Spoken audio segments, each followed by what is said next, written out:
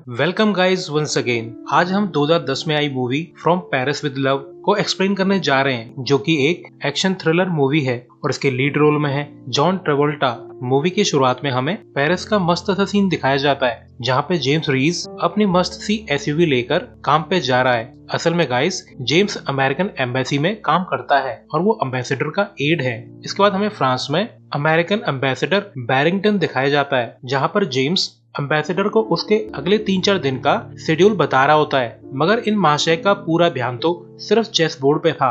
असल में ये दोनों अक्सर चेस खेला करते हैं और हर बार जेम्स बिना ज्यादा ध्यान दिए ही एम्बेसडर को हरा देता है। तभी जेम्स को एक अननोन सोर्स से कॉल आता है। कॉलर बताता है कि पार्किंग लॉट जाओ, वहाँ तुम्हें एक सिल्वर BMW मिलेगी, तुम्हें उस कार की नंबर प्लेट्स चेंज करनी है। जेम्स यहाँ से बहाना बनाकर निकल जाता है, ये बोलकर कि सर मुझे आने वाले मेजर समिट के लिए कुछ तैयारी करनी होगी। इसके बाद जेम्स पार्किंग लॉट में अपनी एसयूवी लेकर पहुंच जाता है। जेम्स की कार के ट्रंक में एक हिडन कंपार्टमेंट था और पासवर्ड डालते ही वो खुल जाता है। जेम्स अंदर से एक नंबर प्लेट निकालकर सिल्वर BMW पे लगा देता है और फिर जेम्स सिल्वर BMW पे नजर रखता है। वो देखता है कि 3 लोग उस BMW को लेकर निकल गए हैं। फिर जेम्स अपने घर लौट आता है, मगर तभी उसे फिर से उस अननोन सोर्स से कॉल आता है, जो जेम्स के काम की तारीफ करता है। असल में जेम्स एक CIA ऑपरेटिव है, जो कि एम्बेसी में एज अ कवर काम करता है और जेम्स काफी समय से स्पेशल ऑप्स ज्वाइन करना चाहता है। फोन पर जेम्स का सुपीरियर बोलता है,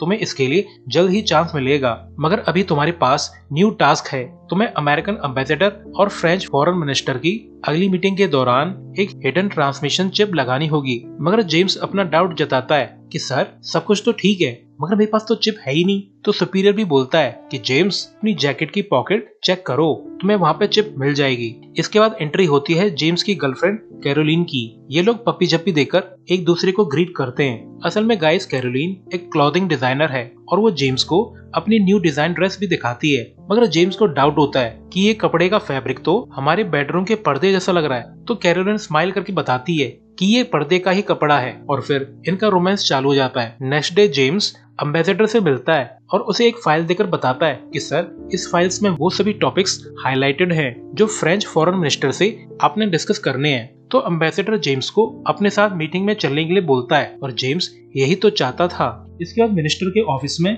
मीटिंग चालू हो जाती है और यहाँ मिनिस्टर की सेक्रेटरी और जेम्स भी मौजूद था। जेम्स एक टेबल के नीचे चिप को सीक्रेटली चिपकाने की काफी कोशिश करता है, मगर वो चिप बार बार गिर जाती है और ऐसा देखकर जेम्स काफी परेशान है कि ये चिप आखिर चिपक क्यों नहीं जाती। जब जेम्स को ज्यादा गुस्सा आने लगता है तो वो इस बार चिप पर स्टेपलर से पिन लगा देता है और कहता है कि अब गिर के दिखा। इसके बाद जब जेम्स अपने घर जा रहा होता है, तभी अचानक से बाहर की लाइट बुझ जाती है, तो उसे कुछ शक होने लगता है और ऊपर जाने पर उसे कुछ ब्लड जैसा दिखाई देता है और वो काफी घबरा जाता है और फिर वो ब्लड ट्रेल्स को फॉलो करता हुआ अपने फ्लैट तक पहुंच जाता है और पोछे का डंडा लेकर अंदर की सिचुएशन चेक करने लगता है। मगर जल्द ही उसे पता चल जाता है कि कैरोलिन खाना पीना सेट करने में लगी हुई है। कैरोलिन जेम्स को क्लियर करती है कि बाहर खून के बजाय सॉस है। जेम्स भी पूछता है कि सॉस को ब्लड ट्रेल्स की तरह गिराने की क्या जरूरत थी, मेरी तो जान ही निकल गई थी। इसी वक्त जेम्स को उसके सुपीरियर का कॉल आता है, जो उसे चिप को इतनी मजबूती से लगाने के लिए शाबाशी देता है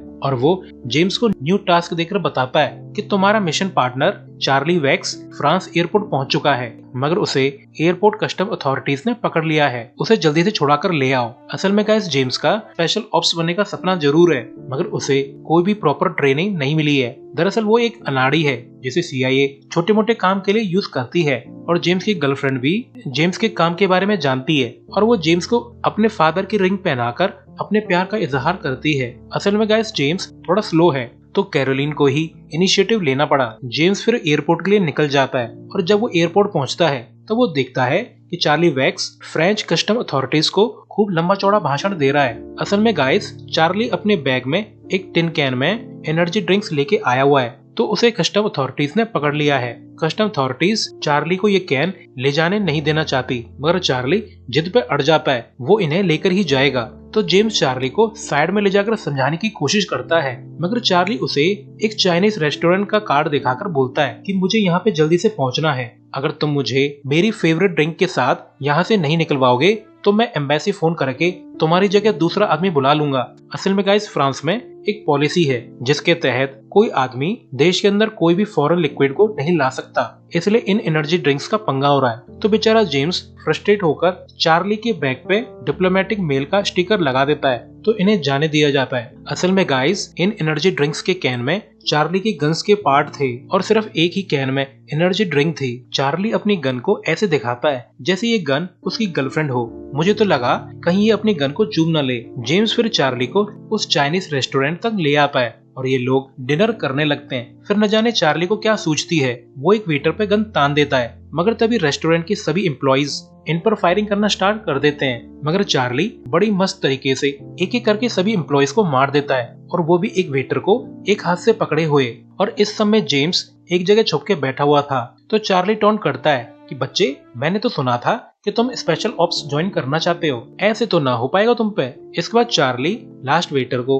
फिर से धमकाता है कि ड्रग्स कहाँ पे छुपाया हुआ है, मगर वेटर इन्हें कुछ भी नहीं बताता। तो चार्ली एक बड़ी सी गन उठाकर रेस्टोरेंट की रूफ में गोलियां चलाने लगता है और वहाँ से खूब सारा कोकीन नीचे गिरने लगता है, जिसे ये लोग एक वेस में एज अ प्रूफ रख लेते हैं। इसके बाद चार्ली और जेम्स इस रेस्टोरेंट के पास ही कार पार्क करके इस रेस्टोरेंट पे नजर रखने लगते हैं। तभी वो लास्ट वेटर रेस्टोरेंट से बाहर निकल के कहीं जाने लगता है, तो ये लोग उसको फॉलो करते हैं। जेम्स पूछता है कि ये सब आखिर चल क्या रहा है, तो चार्ली बताता है शार्लेट नाम की लेडी इस रेस्टोरेंट में आई थी और इन लोगों ने उसे कोकेन का ओवरडोज दे दिया था, और कोइंसिडेंटली शार्लेट का चाचा विधायक निकला। और ये सुनकर जेम्स को कुछ भी समझ में नहीं आता, तो चार्ली समझाता है कि Charlotte US secretary of defence की भतीजी है और उन्होंने ही मुझे इस रेस्टोरेंट के साथ साथ इस पूरे ड्रग कार्टेल को ठिकाने लगाने के लिए भेजा है। इसके बाद ये लोग वेटर का पीछा करते करते एक जगह जाकर रुकते हैं, मगर वहाँ खड़े कुछ लड़कों को देखकर जेम्स काफी डर जाता है, क्योंकि ये लड़के तो ड्रैगन हेड्स नाम की गैंग के लोग हैं। मगर चार्ली को इस सब से कोई भी डर नहीं लगता। वो जेम्स की कार में एक सीक्रेट कोड डालता है, मगर इस बार अलग हिडन कंपार्टमेंट खुलता है जिसका तो खुद जेम्स को भी पता नहीं था, और इसमें खूब सारी गन्स मौजूद थीं। चार्ली जेम्स को एक छोटी सी गन दे देता है और कहता है कि जा ऐश कर, और गन को पकड़ने के बाद जेम्स भी खुद को जेम्स बॉन्ड समझने लगता है। मगर जब ड्रैगन हेड के वो लड़के इनके पास आते हैं तो चार्ली उनकी बड़े धांसू तरीके से मार लगाता है। इस चार्ली ने तो जेम्स बॉन्ड और ईथन हंट को भी पीछे छोड़ दिया, और ब्रूटैलिटी के मामले में ये तो पनिशर के टक्कर का है। इसके बाद ये लोग वेटर का पीछा करते करते एक बिल्डिंग तक पहुंच जाते हैं। चार्ली बिल्डिंग में ऊपर जाने लगता है और जेम्स से कहता है जो भी नीचे आए उन्हें पकड़ लेना, मगर चार्ली ऊपर जाके लोगों को मार मार के नीचे फेंकने लगता है। तो ये देखकर जेम्स की हवा टाइट हो जाती है कि इतने सारों को मैं कैसे कैच करूं। फिर ये दोनों एक रूम में जाते हैं जहाँ पर कुछ चाइनीज बच्चे ट्रेडिशनल डांस कर रहे होते हैं। Charlie Chinese kingpin mister Wong के पीछे गन लगाकर उसे डराने धमकाने लगता है। तो लास्टली वोंग एक पेपर पे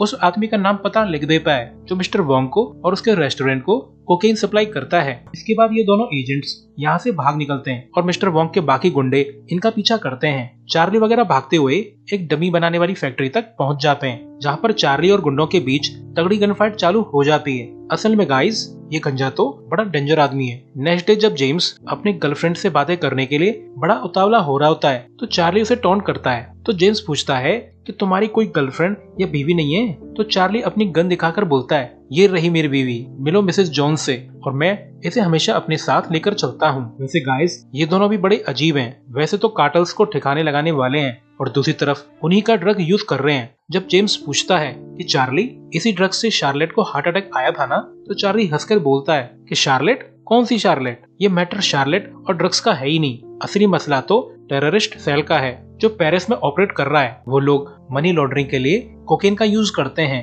ताकि वो लोग बॉम्ब्स और आर्म्स वगैरह खरीद सके। इसके बाद ये लोग एक ड्रग डीलर के पास जाते हैं और एक प्रोस्टिट्यूट की डिमांड करते हैं। जब ये लोग एक लिफ्ट में पहुंचते हैं तो चार्ली जेम्स को काफी सारे प्रोटेक्टिव देकर बोलता है कि जा ऐश कर, और वो खुद भी बिजी हो जाता है। मगर तभी कैरोलिन इन्हें बाहर से देख लेती है, मगर जेम्स कुछ भी बता पाता उससे पहले ही लिफ्ट बंद हो जाती है। अब जेम्स काफी घबराया हुआ है कि अब क्या होगा उसका। इसके बाद ये लोग एक रूम तक पहुंच जाते हैं जिस रूम की विंडो से सामने वाली बैंक साफ साफ दिखती है। चार्ली जेम्स से कहता है कि उस एशियन बंदे पे नजर रखना जो पैसों से भरा बैग लेकर बैंक में पैसा जमा करने जाएगा। असल में गाइस जिन टेररिस्ट के पीछे ये लोग पड़े हैं वो लोग अपना पैसा इसी बैंक में जमा करते हैं। बेचारा जेम्स कैरोलिन को फोन करके उसे समझाने की कोशिश करता है कि लिफ्ट वाली वो लड़की और प्रोटेक्टिव्स मेरे नहीं थे, वो मेरे पार्टनर के थे। मगर कैरोलिन जेम्स की बातों से कन्विंस्ड नहीं है। वो जेम्स से कहती है कि जब तुम घर आओ अपने पार्टनर को साथ लेके जरूर आना। और इसी समय चार्ली को बैंक से 2 एशियन लोग जाते हुए दिखाई देते हैं और यही लोग चार्ली और जेम्स के टारगेट थे।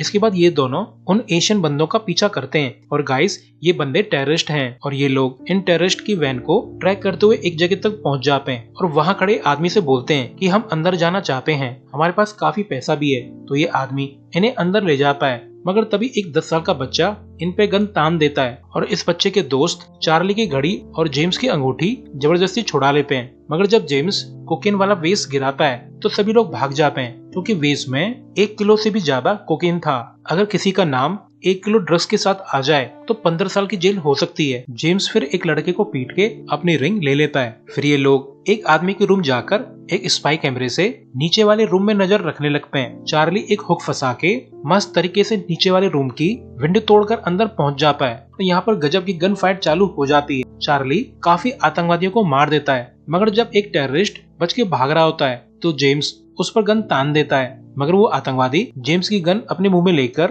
गोली चला देता है और ये देखकर जेम्स काफी शॉक्ड है। मगर इस समय भी 2 आतंकवादी भाग निकलते हैं तो चार्ली बड़ी चालाकी से एक बॉम्ब वाली वेस्ट को एक्टिवेट करके आतंकवादियों की कार पे गिराकर उन्हें उड़ा देता है। गाइस ये चार्ली तो 1 मैन आर्मी है। चार्ली फिर जल्दी से कुछ सामान को बैग में डालकर यहाँ से निकलने लगता है। जब जेम्स अपना मुंह धो रहा होता है तब चार्ली उसे बुलाकर दिखाता है कि एक दीवार पे जेम्स के बहुत सारे फोटोज लगे हुए थे। फिर ये लोग पुलिस की कार चोरी करके यहाँ से भाग जाते हैं। मगर जेम्स याद दिलाता है कि हमारी गाड़ी तो पीछे ही रह गई है, पुलिस उससे हम तक पहुंच सकती है। मगर चार्ली जेम्स की कार पे लगे हुए बॉम्ब को एक्टिवेट करके उसे उड़ा देता है और कहता है कि बच्चे सीआईए को तुम्हारी काफी फिक्र है ताकि कोई सबूत ना छूटे। रात को चार्ली जेम्स की काफी तारीफ करता है और फिर अपने सुपीरियर को रिपोर्ट करने चला जाता है। जब ये लोग खाना खा रहे होते हैं तभी जेम्स को कैरोलिन का मैसेज आता है। वो इन दोनों को डिनर पे बुला रही होती है और फिर ये लोग कैरोलिन के पास पहुंच जाते हैं। यहाँ पर कैरोलिन की फ्रेंड निकोल भी मौजूद थी। चार्ली बहुत जल्द ही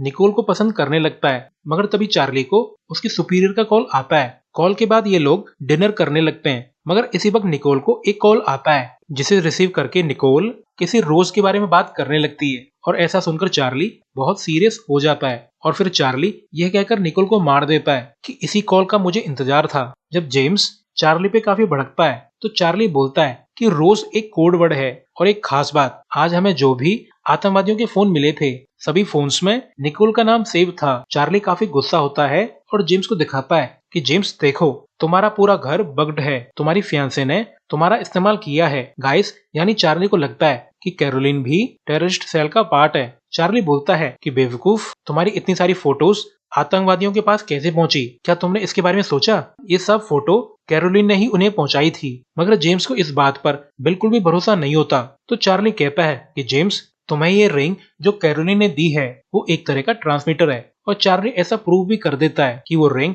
सच में एक ट्रांसमीटर है। जब जेम्स कैरोलिन से पूछता है कि तुमने ऐसा क्यों किया तो कैरोलिन एक सीक्रेट गन निकालकर जेम्स के शोल्डर में गोली मार के यहाँ से भाग जाती है। गाइस ये तो धोखा हो गया, ये आइटम तो आतंकवादी निकली। चार्ली कैरोलिन का पीछा भी करता है मगर कैरोलिन अपने साथियों के साथ भाग जाती है। नेक्स्ट डे जेम्स की फ्लैट की चेकिंग होती है जहाँ पर खूब सारे बग्स मिलते हैं और जेम्स काफी दुखी है। बेचारे का दिल टूट गया, वो भी बहुत जोर से। चार्ली उसे कंफर्ट करने की काफी कोशिश करता है। तभी जेम्स को कैरोलिन का कॉल आता है। वो जेम्स से बोलती है कि जेम्स आई एम सॉरी, मैं तुम्हें कभी भी हर्ट करना नहीं चाहती थी मगर 6 साल पहले मुझे एक आदमी ने मकसद दिया और जीने की वजह दी। वो मेरे सेकंड फादर की तरह थे। असल में कैरोलिन को अपने मिशन पे जेम्स से प्यार हो गया और अब कैरोलिन भी बहुत दुखी है। वो एक आदमी के पास जाकर उसके हाथ को चूमती है और इस आदमी ने भी वैसी ही रिंग पहनी हुई है जैसे कि कैरोलिन ने जेम्स को दी थी और शायद यही कैरोलिन का सेकंड फादर है। इसके बाद जेम्स को एम्बेसडर का कॉल आता है।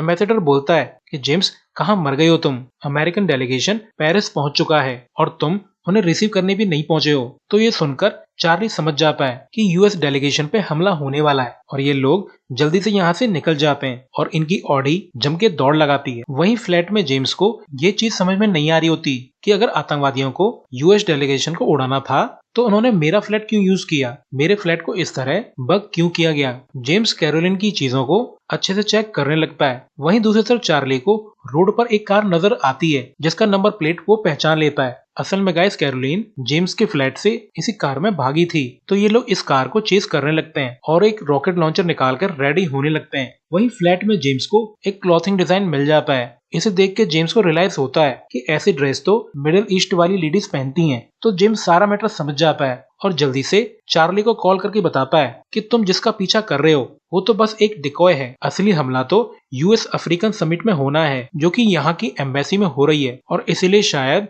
उन लोगों ने मेरा यूज किया ताकि वो लोग एम्बेसी तक पहुंच सकें। और चार्ली को भी कार में दिख जाता है कि उस कार में तो सिर्फ एक लेडी की डमी है। तो चार्ली अपने ड्राइवर से उस गाड़ी को ओवरटेक करने के लिए कहता है। जब उस आतंकवादी की कार यूएस डेलीगेशन की तरफ तेजी से जा रही होती है तभी चार्ली रॉकेट लॉन्चर से उस कार को उड़ा के उसका हैप्पी बर्थडे कर देता है। वहीं जेम्स भी अपनी गन लेकर एम्बेसी पहुंच जाता है। तो चार्ली जेम्स को कॉल करके समझाता है कि तुम्हें कैरोलिन के सर में गोली मारनी होगी क्योंकि उसने बॉम्ब वाली वेस्ट पहनी हुई है। अगर बॉम्ब फटा तो बहुत सारे लोग मारे जाएंगे। जब जेम्स अंदर जा रहा होता है तो गन होने की वजह से उसे पकड़ लिया जाता है। जेम्स फिर एम्बेसडर को समझाता है कि यहाँ एक सुसाइड बॉम्बर है और बदकिस्मती से वो मेरी फियांसे है और उसने यहाँ तक पहुँचने में मेरा यूज किया है। तो जेम्स को अंदर जाने दिया जाता है। इसके बाद जल्दी ही जेम्स कैरोलिन को भीड़ में ढूंढ लेता है और उस पे गन तान देता है। तो ये देखकर सिक्योरिटी गार्ड्स जेम्स पे गन तान देते हैं मगर इसी टाइम कैरोलिन अपना चेहरा और बॉम्ब वाला वेस्ट सबको शो कर देती है ताकि सभी का ध्यान जेम्स से हटकर उस पर आ जाए। और फिर कैरोलिन और जेम्स